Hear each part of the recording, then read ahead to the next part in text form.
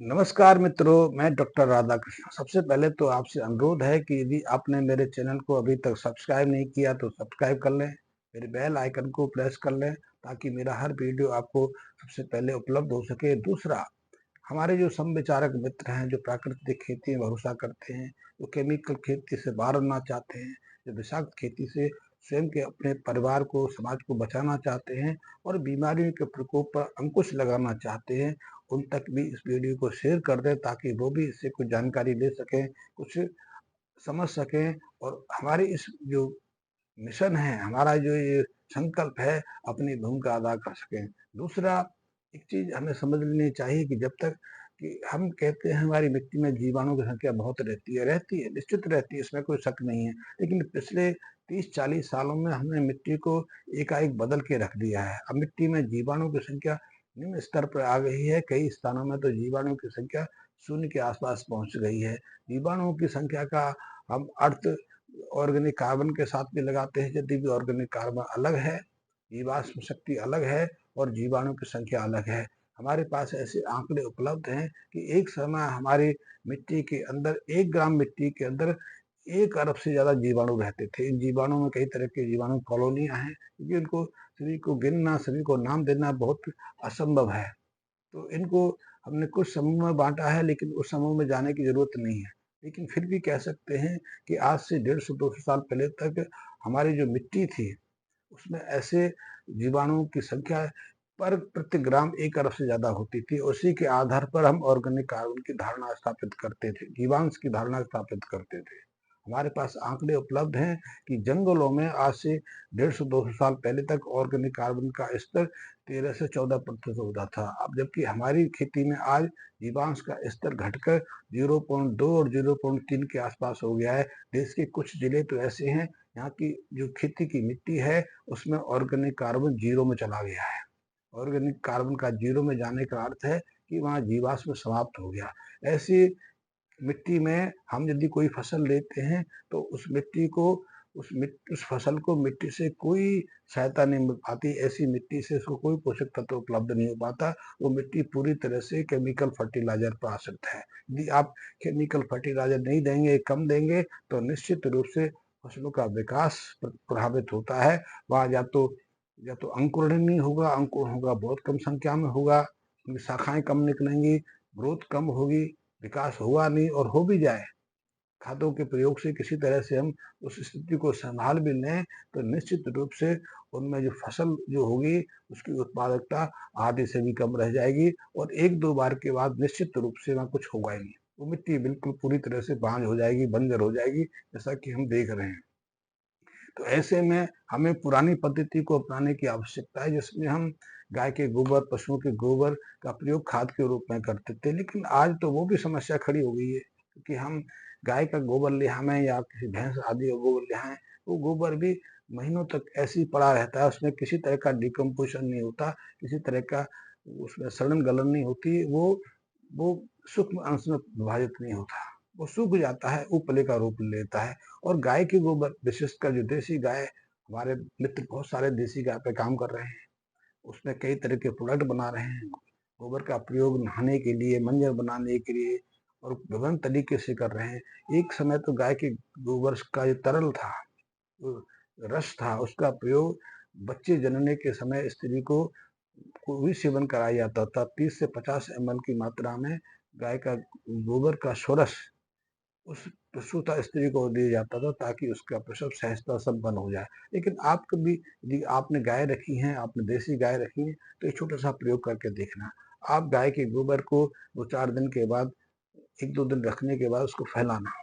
आप देखेंगे कि 70% गायों में किसी ना किसी तरह के कीटाणु उस गोबर में घूमते नजर आएंगे, रेंगते नजर आएंगे, चाहे वो लंबे हों, सूक्ष्म हों। और यदि माइक्रोस्कोप से देखेंगे तो ऐसे जो जो कीटाणु की जो संख्या है, आपको लाखों के हिसाब से मिलेगी।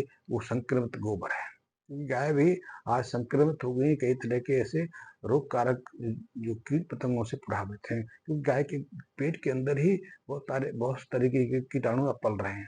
इसीलिए बार बार कहा भी जाता है कि यदि गाय आपकी समय से गर्भ धारण नहीं कर पा रही है, या उसको बार बार रिपीट हो जाता है, वो कंसीव नहीं करती है, तो ऐसे में आजकल तो ये धारणा बन गई है कि गायों को हर तीसरे महीने डिबार्मिंग करा दी जाए, उन्हें कीड़े मारने की दवाई दे दी जाए, क्योंकि हर गाय के अंदर आज कोई ना कोई कीड़ा विकसित हो रहा है। ऐसे में गाय के गोबर को शुद्ध कैसे कह सकते हैं?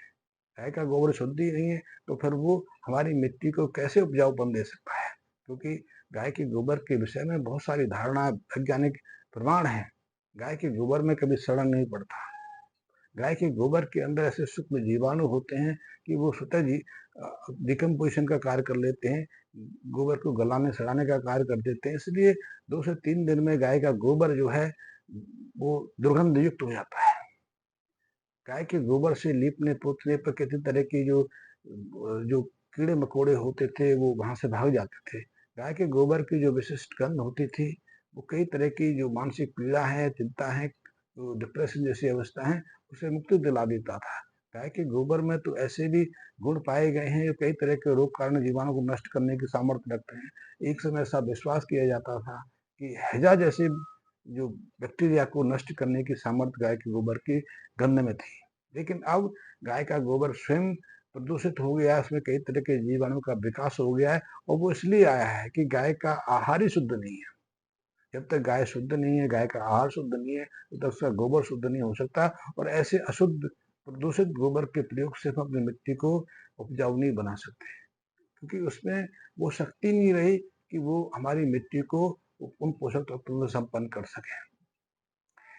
ये नहीं कि गाय की सारी हमारी देसी गाय उन कीटाणुओं से संक्रमित हो गई हैं।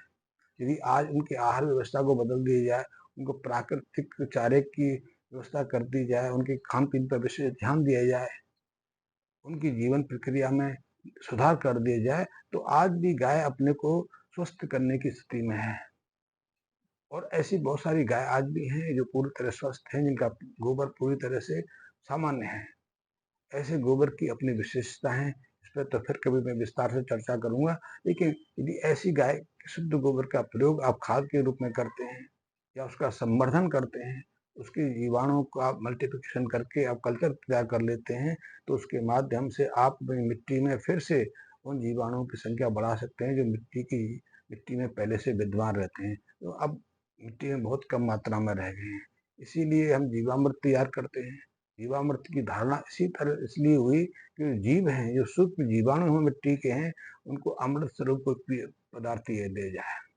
सामान्यतः जीवामृत तैयार करने के लिए हम गाय का गोबर, गाय का मूत्र, गुड़, छाछ या गेहूं आदि का आटा, बेसन आदि का प्रयोग करते हैं, और उसमें किसी स्थान विशेष की मिट्टी लाकर, ऐसे स्थान विशेष की यहाँ वो जीवाणु आज भी पर्याप्त संख्या में है, उनको लाकर वहाँ उनका संवर्धन करते हैं, उनका विकास करते हैं, और फिर जब वो विकसित हो जाते हैं, उस जीवामृत का प्रयोग हम बार बार अपने खेतों में करते हैं ताकि हमारी मिट्टी की उर्वरता बढ़ जाए।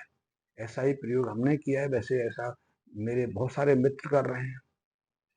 तो हमने प्रयोग किया है गाय के गोबर के सोरस से कुछ जीवाणुओं को निकाल कर, कुछ खास फैमिली के जीवाणु को निकाल कर वो संवर्धन किया है, और इन जीवाणु के साथ में हमने कुछ ऐसे बायो एक्टिव रसायनों का मिलन किया है, कुछ ऐसे पाचक के एंजाइम जो गोबर जो जो गाय के पेट के अंदर ह्यूमन में रहकर उसके आहार पाचन में मदद करते हैं, उनका मिश्रण तैयार करके, और इनके साथ में मिट्टी में कुछ जीवाणु रहते हैं।